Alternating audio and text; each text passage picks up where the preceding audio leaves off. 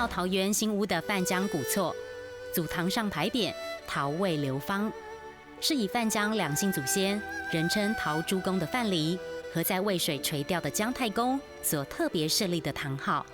这个老房子有很多故事，大家听下来，我慢慢给你们大家解说。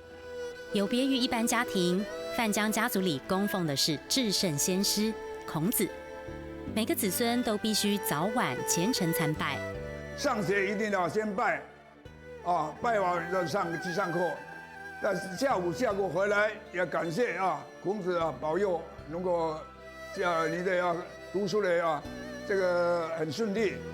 当年来台开垦，大多以劳力为生，在家中供奉孔子神像，是为了时刻提醒子孙勤耕与读。就在潜移默化下，后代人才辈出，家族中培育出许多教育界的精英。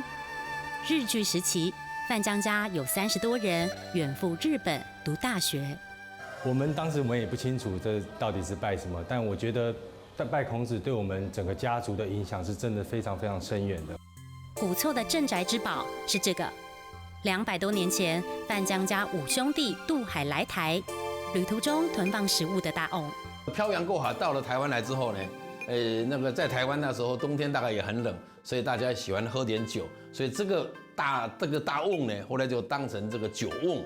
这么大的东西装的食物要把它扛过来，那也不简单。乾隆初年来的呢？是啊，是乾隆初年来的，所以到现在也接近300年了。